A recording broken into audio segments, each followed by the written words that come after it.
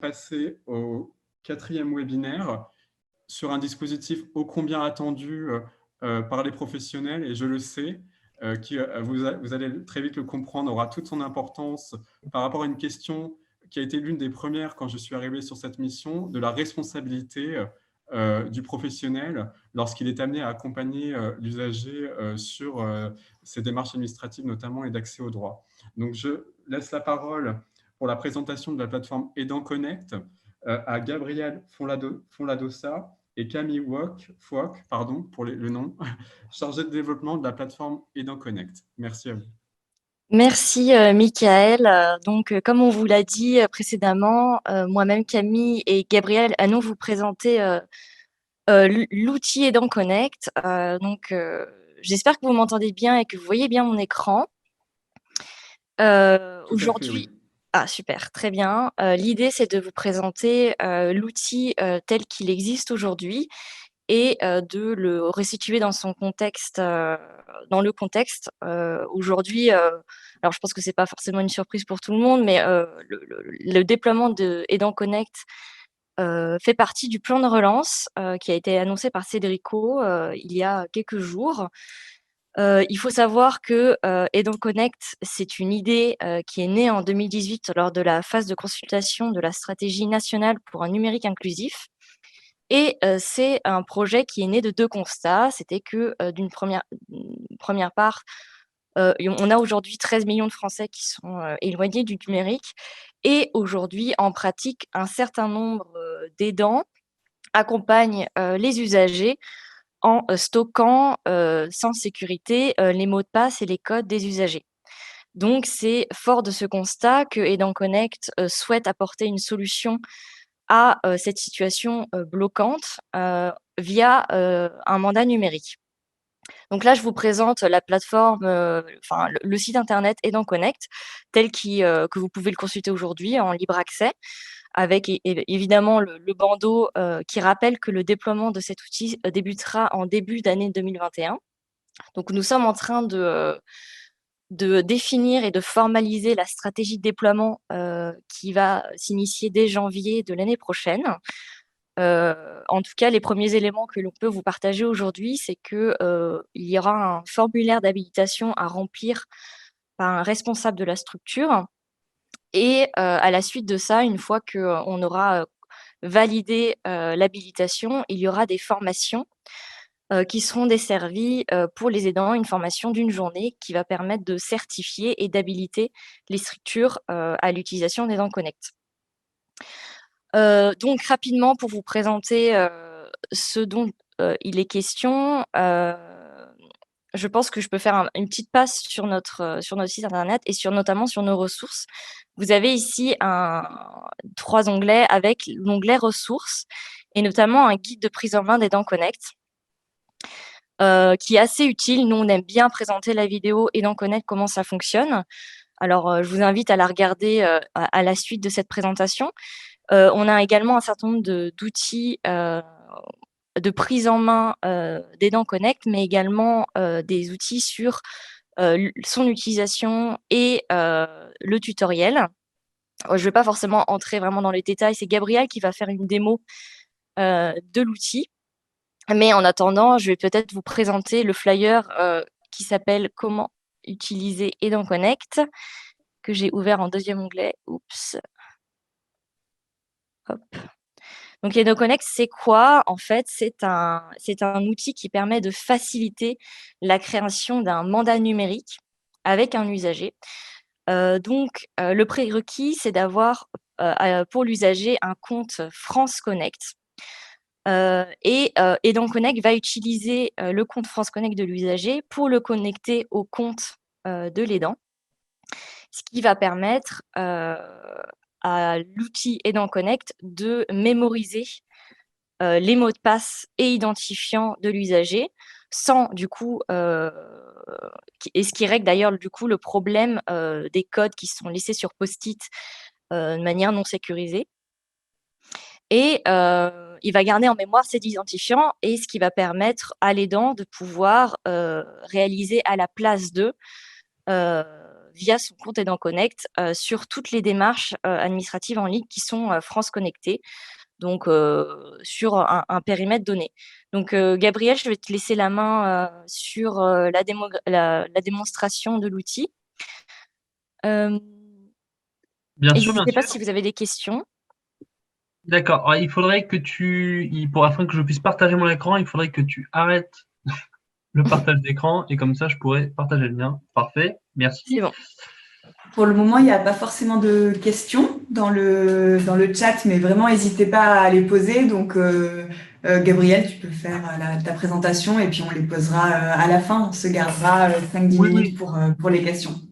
Oui, bien sûr, hein, il y a un temps, il y a un temps à la fin pour afin qu'on puisse répondre à toutes vos questions. Donc, en tout cas, si vous en avez, n'hésitez pas à les poster dans le chat d'ici là. Alors, est-ce que vous voyez bien mon écran? Très bien. Très bien, d'accord, très bien. Voilà, écoutez, alors là, en fait, je suis connecté à ce qu'on appelle l'espace aidant.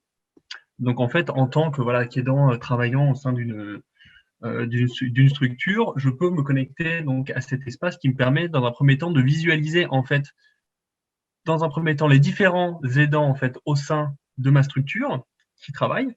Donc là, ce sont les différents. Bon, là, en l'occurrence, ce sont mes collègues parce que c'est un test, mais voilà, ici on peut visualiser très rapidement en fait qui sont les différents aidants qui travaillent au sein de la structure.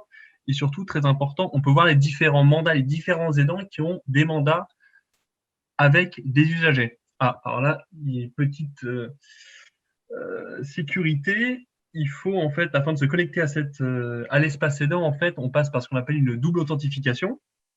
Donc, dans un premier temps, on doit inscrire son adresse mail, un code qui est généré par notre téléphone ou bien par ce qu'on appelle une carte OTP qui est fournie au préalable aux aidants. Et avec ces codes, on parvient à accéder à son espace aidant. Hop.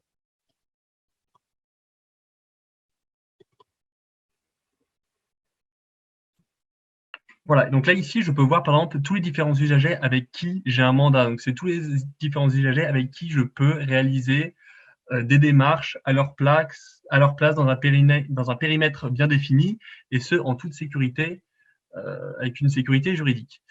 Alors voilà, concrètement, donc l'aspect en fait, l'intérêt principal d'Aidant Connect est donc, comme l'expliquait Camille, de pouvoir créer un mandat numérique afin de sécuriser les démarches administratives que l'on fait à la place d'eux. Donc là, par exemple, on va se mettre à la place, moi qui travaille en tant qu'aidant, qui reçoit un usager au sein de ma structure, par exemple au sein d'un secrétariat de mairie, au sein d'un tiers-lieu. Il faut savoir qu'Aidant Connect est pour le moment déployé, enfin testé au sein de 16 structures à travers la France. Donc il y a des structures France Service, il y a des secrétariats de mairie rurales, il y a des médiathèques, il y a différents tiers-lieux, des PIMS. Et donc c'est un outil qui est pour le moment destiné exclusivement aux aidants professionnels. Ça c'est important de le souligner. Donc c'est un outil qui est uniquement dédié donc aux aidants qui sont rattachés à une structure par un contrat de travail. Et donc voilà, donc imaginons que je sois aidant au sein d'une structure. Une usagère vient me voir, elle a besoin d'être accompagnée pour renouveler sa carte grise et faire une déclaration d'impôt. Alors dans ce cas-là, la première étape, ça va être de créer donc un mandat. Et donc pour ça, je vais lire en fait ces différentes mentions à l'usager. Donc là, c'est les aidants habilités par Betacouv, là, en l'occurrence la structure. Voilà, donc je lis en fait toutes ces différentes mentions à l'usager. Il faut savoir que c'est un texte qui a été coécrit avec l'Agence nationale de lutte contre l'illettrisme afin de développer un français facile et accessible. Et le mandat aussi, que vous verrez après, a aussi été développé avec un français facile afin d'éviter un peu tout le jargon juridique qui n'est pas forcément compréhensible par les usagers qui peuvent être en difficulté avec le numérique ou avec la langue française. Voilà, donc dans un premier temps, on lit ces mentions à l'usager. Ensuite, étape très importante, on définit le périmètre en fait du mandat. Donc c'est voilà, l'usager vient demander de l'aide, mais dans quel périmètre en fait. Donc là, en l'occurrence, il s'agit d'une carte grise et d'une déclaration auprès des impôts. Donc je vais tout simplement choisir le périmètre transport pour les déclarations auprès de la NTS et le périmètre qu'on appelle argent pour les déclarations d'impôts. Tout simplement. Donc là, je définis ce qu'on appelle le périmètre du mandat.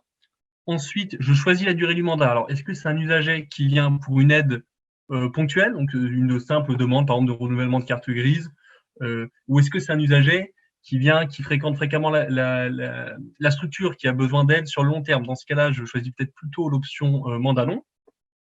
Voilà, il faut savoir que on a aussi développé pendant le dernier confinement, en fait, la possibilité de réaliser un mandat à distance. En fait, on s'est adapté un peu aux nouvelles normes sanitaires. Donc maintenant, il y a un protocole de sécurité qui permet de réaliser un mandat à distance. Donc, on va demander une trace écrite de l'usager. Donc, ça va se faire par mail. Bon, c'est vrai que c'est pas ce qu'il y a de plus évident. Ou sinon par SMS. Et dans ce cas-là, on peut signer donc un mandat à distance avec l'usager. Donc, imaginons que l'usager soit au sein de la structure. La troisième étape, en fait, est de France connecter l'usager, en fait. Hop. Et de France connecter l'usager. Et donc ensuite, donc, il suffit de se connecter au compte de l'usager. Donc, le compte de l'assurance maladie ou le compte de l'identité numérique, le compte impôt.gouv. Voilà, il suffit de France connecter l'usager. Et ensuite, on va donc pouvoir avoir accès en fait, se connecter à sa place. Alors pour ça, il faut juste, hop, j'ai fait une petite erreur. Il faut juste que je me connecte sur. Je suis désolé pour ce contretemps. En fait, j'ai lancé la démo sur le mauvais site de démo. Je m'excuse pour ça. Il faut juste que j'aille me connecter hop, ici.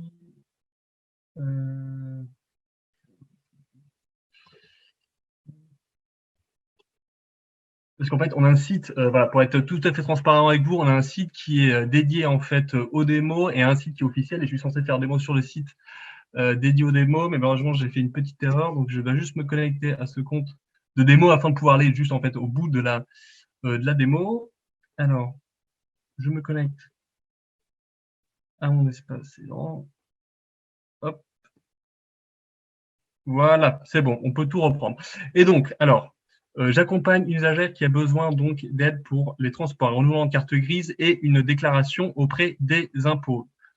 Je décide de créer un mandat avec elle parce que c'est une usagère qui revient fréquemment au sein de la structure. Et ensuite, donc l'étape importante est de France connecter l'usager en fait, afin de lui fournir une identité numérique. Donc voilà, là je suis sur la version de test. Donc en temps normal, je lui demanderai, voilà, on essaie de France connecter l'usager à travers son compte Amélie, avec son numéro de sécurité sociale, son numéro fiscal avec le compte des impôts. On peut aussi se France connecter à travers la CNAV. Le tout, en fait, est voilà, de France connecter l'usager afin que son identité numérique soit ensuite stockée et qu'on puisse l'utiliser. Donc là, il s'agit donc d'une version test. Hop. Je me connecte et voilà. Et donc là, je me connecte à la place donc d'Angela Claire-Louise Dubois, qui est l'usager test, sur le site donc hop, d'Elan Connect. Et là maintenant, en fait, voilà, l'usager, l'identité, l'usager est France connecté à mon compte Elan Connect et je vais donc pouvoir réaliser des démarches administratives à sa place. Mais avant ça, très important, j'imprime le projet de mandat et je lui en fournis une copie. C'est en présentiel parce que c'est quand même important, voilà, de fournir une copie papier. Et donc là, c'est le mandat, c'est le fameux mandat en fait numérique qui a été créé. Avec, donc, on le voit, hop, j'autorise donc la structure, donc la personne, Angela Claire-Louise Dubois, autorise la structure à réaliser des démarches administratives à ma place et donc les démarches de transport et d'argent pour une durée de 1 an. On imprime le mandat, on le fait signer à l'usager et on lui remet une copie. Et ensuite, après ça, on valide avec ces 2 cases. Donc, j'affirme que donc, Gabriel Fondosa, moi-même, et donc, confirme avoir communiqué à Angela Claire-Louise Dubois les informations qui concernent l'objet de l'intervention et avoir obtenu et conservé un consentement écrit, donc avec la signature du mandat après impression. Ensuite, je valide à l'aide du code de sécurité que j'ai sur mon téléphone.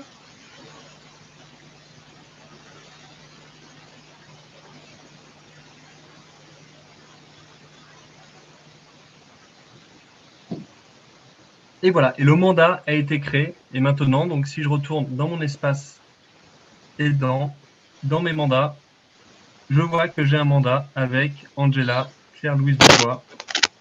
Un mandat qui est valable encore 12 mois jusqu'au 23 novembre 2001 et qui permet donc de réaliser des démarches administratives à la place. Mais là où aussi, en fait, Aidant Connect a vraiment une plus-value aussi pour les aidants, c'est qu'en fait, une fois qu'on a stocké son identité, que l'usager a été France connecté, on n'a plus besoin, en fait, on n'a pas besoin de lui demander son mot de passe. On peut réaliser des démarches administratives sans avoir besoin de conserver ces mots de passe, qui est vraiment un grand gain en fait en termes de sécurité, dans le sens où on n'a plus besoin de stocker les mots de passe dans un petit carnet, dans un petit calepin, qui n'est pas forcément la manière la plus sécurisée de stocker les mots de passe. Et en fait, après, je vais pouvoir aller, par exemple, sur le site de l'ANTS et me connecter directement à la place de l'usager afin de faire des démarches administratives à sa place. Donc, je vais vous montrer concrètement comment ça se passe. Donc, imaginons que je me rende sur le site de l'ANTS. Hop, c'est assez simple. J'arrive sur le site de l'ANTS, je m'identifie avec France Connect pour réaliser donc une démarche administrative. Ensuite, une fois que je suis dessus, alors là, ça va être indiqué en bas. Maintenant, il y a une nouvelle fonctionnalité. Lorsqu'on souhaite se France connecter à un service administratif, celle qui est en fait l'accès réservé, une sorte de porte d'entrée pour les aidants professionnels qui permettent donc d'entrer sur le site. Je me connecte donc sur le site et une fois en fait que j'arrive, là, je suis redirigé vers mon espace Aidant Connect et ensuite, j'ai différents usagers avec qui j'ai un mandat, avec qui des usagers avec qui j'ai un mandat en cours sont affichés. Je clique donc sur Angela Claire-Louise Dubois, avec qui j'ai un mandat pour toutes les questions donc, liées au transport, pour toutes les démarches administratives liées au transport. Et ensuite, hop, je sélectionne donc le périmètre transport. Et ensuite, je suis redirigé sur donc l'Agence nationale des titres sécurisés. Et j'arrive en fait avec le profil d'Angela Claire-Louise Dubois sur le site. Je n'ai pas besoin de lui demander son mot de passe pour pouvoir accéder au site. Et tout est fait en fait aussi avec une sécurité juridique, avec donc un mandat qui me permet concrètement de réaliser ces démarches administratives à la place donc d'Angela Claire-Louise Dubois, tout simplement. Alors voilà, et en tout cas, on serait ravis maintenant de répondre à vos questions, si vous avez des questions. Oui, il y a déjà eu quelques questions. J'ai répondu par écrit, mais je pense que c'est peut-être plus clair si je le fais à l'oral. Concernant tous les opérateurs qui sont aujourd'hui France Connectés. Aujourd'hui, tous les opérateurs sont France Connectés, à l'exception de la CAF et Pôle emploi. Malheureusement, hein, mais c'est dans leur feuille de route. Pôle emploi prévoit une France Connexion à la fin de cette année. Et pour la CAF, ça sera en 2021. Et cette France Connexion est surtout plus ou moins accessible, hein. Caroline le signalait. Parfois, c'est pas forcément très accessible, mais dès que vous souhaitez vous connecter à France Connect, vous cliquez sur accéder à mon compte et vous avez ce bouton France Connect qui vous permet d'accéder via France Connect au service des opérateurs. Concernant le déploiement d'Aidant Connect, aujourd'hui, si vous voulez, l'outil a été expérimenté au sein de 15 structures depuis février. Et cette phase d'expérimentation va se clore à la fin d'année pour laisser place à un déploiement plus généralisé à l'ensemble des structures qui souhaitent postuler pour être habilitées Aidant Connect. Donc, en fait, comme le signifiait Gabriel, vous avez vu qu'il y a un certain nombre de sécurités et l'utilisation d'Aidant Connect ne va pas être ouvert à tout le monde. Il est nécessaire d'avoir une habilitation puisque l'utilisation d'Aidant Connect permet de générer des mandats numériques de manière très facile. La création d'un mandat numérique, ça se limite à 2 minutes. Donc, c'est un outil assez fort. C'est pour ça que juridiquement, il est encore on limite l'accès à cet outil aux aidants professionnels. Donc, il va y avoir un processus d'habilitation pour cela. Mais en tout cas, dès début 2021, nous allons grandement communiquer sur ce processus d'habilitation. Et je vous ai un peu écrit en grande ligne ce dont ça allait consister, mais l'idée, ça serait qu'il y a un formulaire d'habilitation à remplir par chaque responsable de structure. Et une fois que nous, Aidant Connect, nous validons ce formulaire, une formation sera desservie aux aidants qui vont utiliser le service Aidant Connect, pardon. C'est une formation qui sera desservie sur une journée. Une formation qui va non seulement présenter la prise en main de l'outil Aidant Connect, mais également va et développer les sujets qui sont annexes à l'utilisation d'Aidant Connect, qui sont l'utilisation de France Connect, le mandat numérique, donc, et tout ce qui concerne la gestion des données personnelles et tout ce qui peut être en rapport avec les sujets RGPD. J'espère que j'ai répondu aux questions en tout cas. Oui, je pense. Peut-être pour en poser une autre, comment est-ce que, enfin, toutes les structures, alors on a bien entendu, c'est pas encore pour les bénévoles, mais plus pour les professionnels, toutes les structures pourront candidater, donc tant collectivité qu'associative. Et est-ce que c'est gratuit ou est-ce que c'est payant? Oui, tout à fait, c'est gratuit. C'est un projet qui est porté par l'Agence nationale de cohésion des territoires, donc c'est un service public. Le processus d'habilitation est gratuit, la formation qui sera desservie sera gratuite. Donc c'est un service public. Et je vois la question d'Isabelle Isabelle, ouais. concernant les problèmes en Du termes coup, de je vais la poser pour tout le monde. Comment est-ce que vous réglez les problèmes en termes de responsabilité de la personne qui fait les démarches à la place d'eux, la personne en difficulté et qui se trompe, ce qui peut avoir de lourdes répercussions en termes de droit ou autre. Voilà. C'est une question qui est à l'origine de la création d'Aidant Connect. En fait, Aidant Connect, juridiquement, va créer des mandats numériques qui va lier donc juridiquement la structure à l'usager. Aujourd'hui, on ne lie pas juridiquement via les mandats, enfin le mandat lie la structure à l'usager et non pas l'aidant à l'usager. Ce qui juridiquement fait une grande différence puisque c'est la structure qui est engagée juridiquement en cas d'erreur.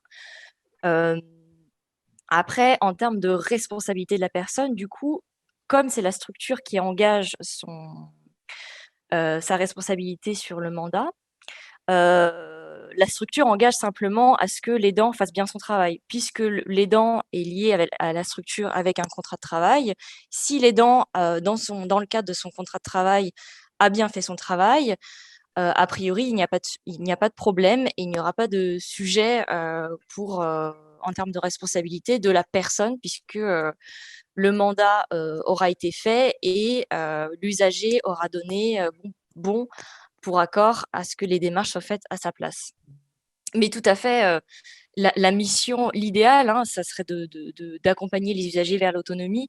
Mais comme le disait Mickaël tout à l'heure, en pratique, parfois ça peut prendre des mois, voire des années, voire pour des personnes très très éloignées du numérique, ça sera presque impossible de les rendre autonomes sur les démarches administratives.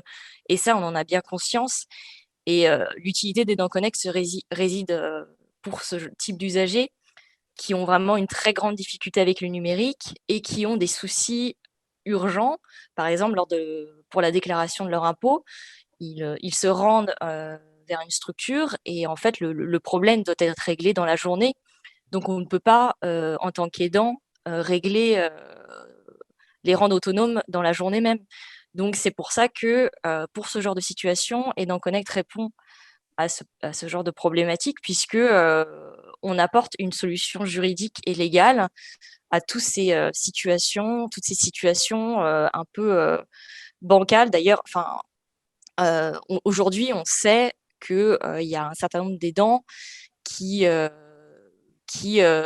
stockent les mots de passe et les codes sur des bouts de papier ou des post-it, voilà, de manière non sécurisée. Et le mandat numérique d'Aidant Connect va pouvoir sécuriser juridiquement autant les données personnelles de l'usager que la posture de l'aidant lorsqu'il réalise à la place d'eux et va l'empêcher en fait de stocker un peu de manière informelle ces calepins de mots de passe.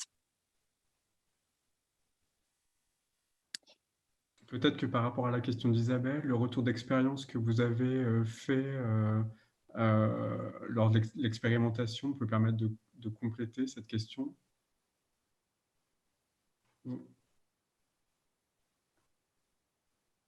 Vous m'entendez? Oui, désolée, ça a été un peu coupé. Ah, pardon. Je ne Oui, sais je pas si disais Gabriel pour a peut-être entendu. compléter la réponse à la question d'Isabelle, l'expérimentation que vous avez conduite peut permettre peut-être de revenir par rapport au retour terrain des premiers essais. D'accord. d'ici Sur cette la année. question donc, de la responsabilité des aidants, c'est bien ça? Oui, oui. Oui, d'accord. Oui, non, mais oui, c'est vrai. Et puis, il faut aussi savoir qu'en fait, l'utilisation d'Elan Connect permet aussi en fait de savoir, en cas de conflit, en fait, l'aidant est sécurisé dans le sens où on saura qu'il a réalisé ou non en fait cette démarche, et c'est lui ou non qui l'a réalisé, parce qu'une fois qu'il se connecte sur le site, on sait qu'il le fait à la place d'eux en fait. Et donc, ça permet aussi en fait un suivi de savoir si c'est bien l'aidant entre guillemets qui aurait commis cette erreur ou non, et on peut savoir un peu qui s'est connecté quand. Et c'est vrai que pour le moment, voilà, comme l'expliquait Camille, au sein de l'expérimentation qu'on a menée, l'aidant, oui, est aussi protégé juridiquement parce que c'est donc la structure qui engage sa responsabilité et non pas l'aidant en tant que tel. Et moi, j'ai une question.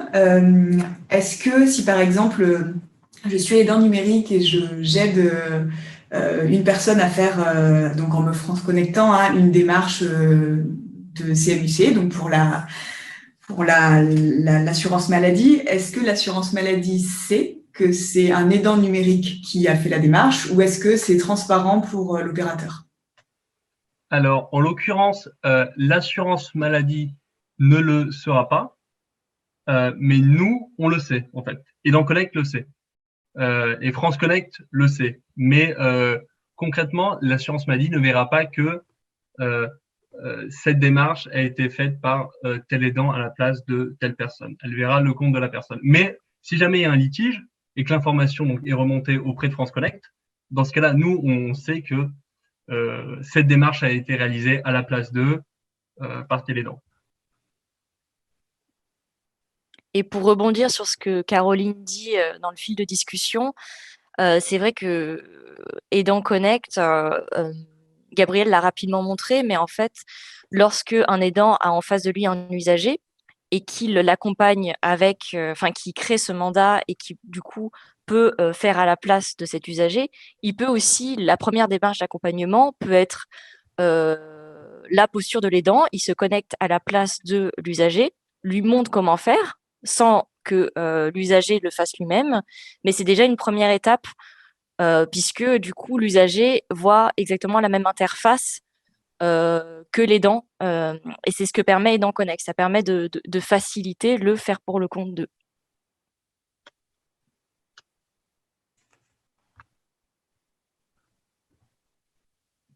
N'hésitez pas Merci si vous avez beaucoup. d'autres questions. On en vient très rapidement à la fin de cet atelier. Mais si jamais il y a d'autres questions, n'hésitez pas.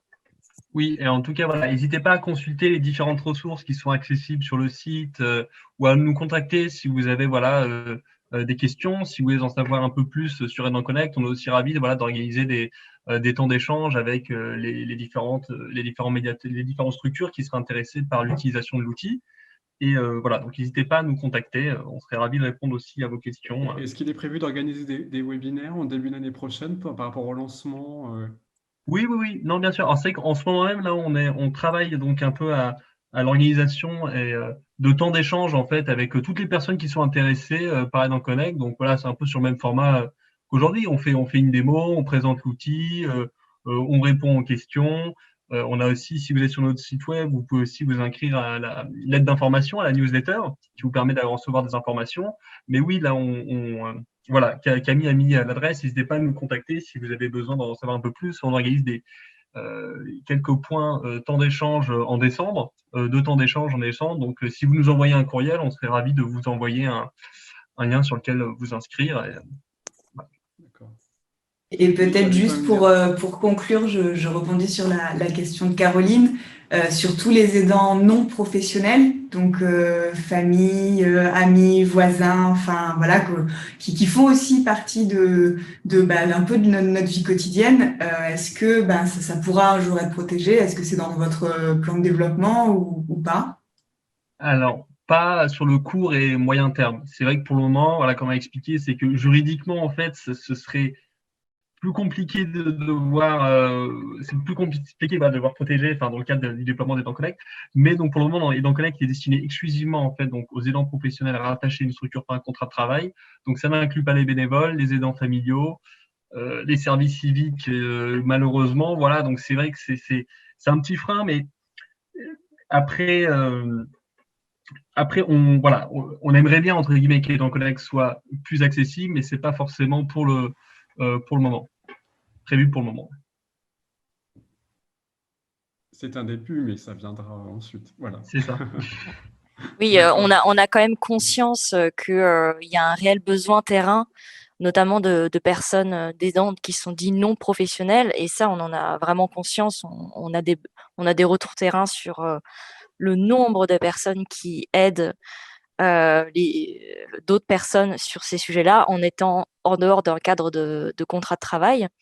Et ça, c'est des sujets, on aimerait, on y travaille, en tout cas, c'est en discussion. En revanche, aujourd'hui, on ne peut pas vous donner de date précise et on ne peut pas vous assurer que ça sera fait dans l'immédiat. En tout cas, pour l'instant, la première vague de déploiement va concerner les aidants professionnels et on espère que ça va suivre avec ceux qui ne sont pas professionnels. Mais pour l'instant, juridiquement, ça reste plus compliqué, comme l'a dit Gabriel, mais on espère. Et voilà. Alors, très rapidement, pour répondre à la question sur le hacking et le piratage, vraiment très rapidement, voilà, il faut savoir que Aidant Connect est donc extrêmement sécurisé. J'en ai un peu parlé, c'est pour ça que je devais rentrer ces différents codes que j'avais sur mon téléphone. On a un système d'authentification à double facteur, donc on a passé de nombreuses audits de sécurité, de nombreuses homologations de sécurité, donc il n'y a aucun souci à craindre là-dessus. Je pense que la plateforme de Reconnect sera difficilement piratable, quoi.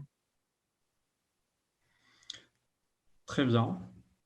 Bah, il me reste à remercier donc Camille et Gabriel pour votre intervention et présentation de cet après-midi. Je pense qu'effectivement, c'est un outil attendu des professionnels par rapport à cette question du faire à la place d'eux ou à côté d'eux. Donc voilà, c'est un premier pas pour tenter de résoudre un sujet qui est effectivement important et qui demeure au cœur des missions de chacun vis-à-vis des usagers.